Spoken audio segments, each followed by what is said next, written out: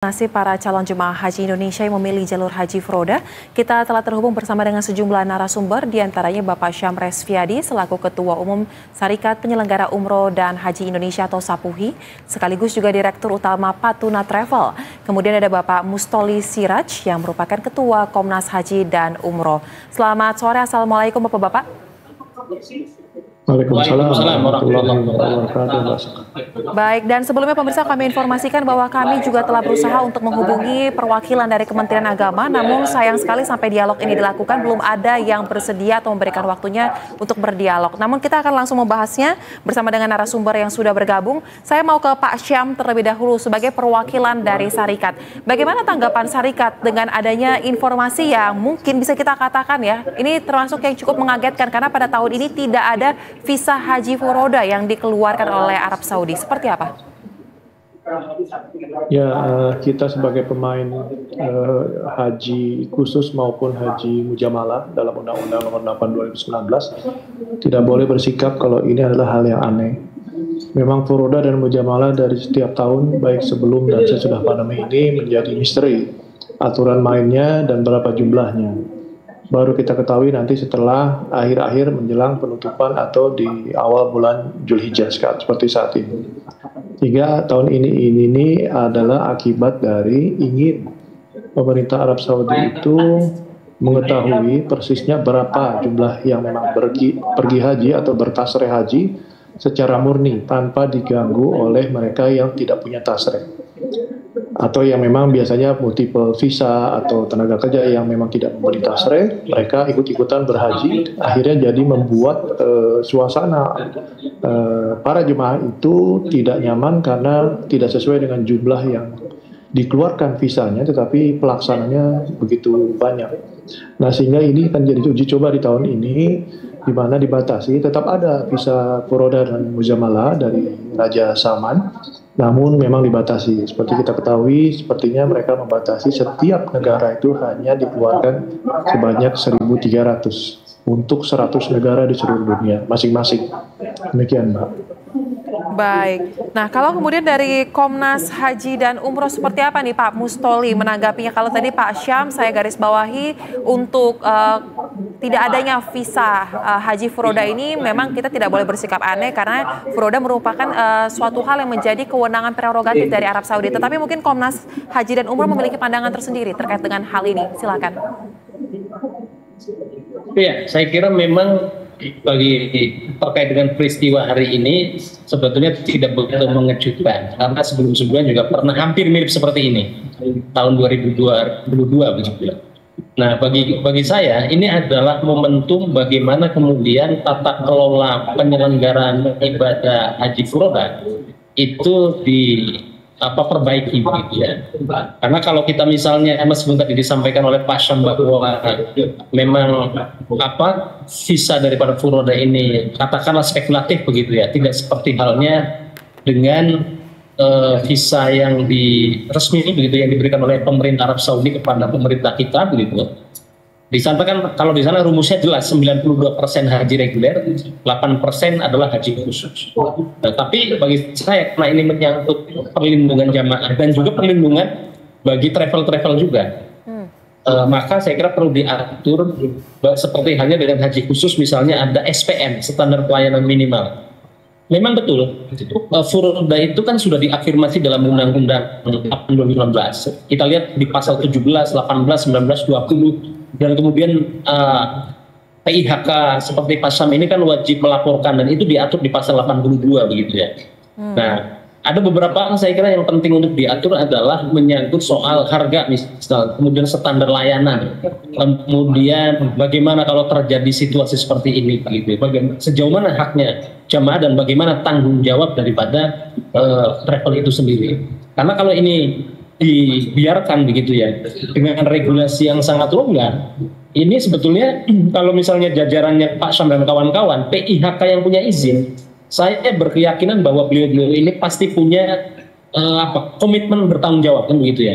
Yang repot adalah kemudian mereka-mereka yang kemudian travelnya ilegal, Mbak. Ini yang akhirnya kemudian membuat citra Pak Syam dan kawan-kawan ini tercoreng begitu ya. Kalau yang PIHK kan jelas pasti mereka bertanggung jawab. Misalnya saya dalam beberapa kesempatan menawarkan 3 opsi. Yang pertama adalah opsi opsi refund, pengembalian uang, kemudian reschedule, dan kemudian didaftarkan menjadi haji khusus. Nah, tapi kembali kepada persoalan awal, memang tahun 2025 ini memang tahun yang penuh dinamika ya Pak Sam ya. Bukan hanya untuk haji khusus, haji reguler, tetapi juga haji reguler juga di awal-awal yang selama ini fine-fine saja itu juga terjadi persoalan Mbak. Itu masalahnya. Dan kita memang perlu mengadaptasi perubahan-perubahan yang cepat yang dilakukan oleh pemerintah Arab Saudi. Baik. Kemudian Pak Syam, Kemudian Pak Syam, di tengah dinamika yang ada, bagaimana Sapuhi akhirnya melakukan langkah cepat untuk mengatasi persoalan visa haji furoda ini? Ada berapa banyak sebenarnya yang garis besar mungkin calon jamaah haji furoda yang tidak bisa berangkat, dan apakah mereka sudah bisa dipastikan akan di reschedule atau di refund, atau seperti apa keputusan dari Syarikat? Ya, Syarikat tidak mewakili para PHK masing-masing Mbak dalam hal ini. Kami hanya ingin menghimbau kepada jemaah langsung, di mana banyak anggota para syarikat atau asosiasi itu membutuhkan backup untuk menjelaskan kepada jemaahnya. Namun kami di Sapuhi menyerahkan kepada anggota masing-masing, kepada jemaahnya, dengan pola yang tadi Pak Musolid sampaikan, ada 3 itu. Refund, lalu mendaftar BPIH, dan apa tadi satu lagi Pak Musolid? Pendaftaran reschedule. Reschedule. Nah, kami kebetulan saya di Patuna, 3-tiganya kami tawarkan kepada jemaah yang batal di Mujamalah atau Furoda ini, dengan sedikit minta waktu sampai kami kembali ke Indonesia agar semua persoalan baik itu dari segi keuangan akan bisa kita selesaikan secara baik-baik gitu. Nah, pada dasarnya mereka menerima penjelasan-penjelasan kita dengan data-data yang kita berikan, dan ini juga terjadi tidak hanya di satu travel, tapi di semua travel, di semua asosiasi, bahkan tidak hanya di negara kita, ini juga di seluruh dunia. Baik, karena yang terdampak bukan hanya Indonesia ya Pak, tapi seluruh negara ya. Kemudian Pak Mustoli, kira-kira apalagi perlu yang menjadi penekanan dalam mengatasi persoalan ini? Apakah nanti dari pihak Komnas Haji dan Umroh, maksud kami, akan melakukan pertemuan dengan Kementerian Agama untuk dapat menyusun kira-kira dialog seperti apa yang dibangun dengan pihak pemerintah Arab Saudi, sehingga di tahun depan mungkin hal seperti ini bisa diminimalisir? Iya, kita berharap memang dalam situasi seperti ini pemerintah punya peran juga, Mbak. Artinya meskipun ini B2 customer begitu ya, urusan antara travel dengan jamaah, tapi otoritas negara saya kira penting untuk melakukan mediasi begitu ya. Seandainya kemudian pemerintah masih sibuk, Komnas Haji itu kan juga membuka kanal pengaduan. Saya kira Pak Syam, Komnas Haji siap untuk menjadi fasilitator, menjadi mediator terkait dengan persoalan-persoalan yang muncul akibat dari visa yang tidak keluar. Tapi satu hal Pak Syam, dan ini teman-teman travel yang lain begitu ya, yang penting dilakukan hari ini itu adalah komunikasi dan transparansi informasi kepada jamaah. Artinya ini harus disampaikan seterang-terangnya, sejelas-jelasnya, agar tidak jamaah ini termakan hoax dan kemudian atau dimanfaatkan oleh pihak-pihak yang ingin memanfaatkan persoalan ini dengan cara meminta uang dan lain. Apa itu? Yaitu kemudian ada setiap travel itu punya pengaduan, pusat pengaduan atau call center.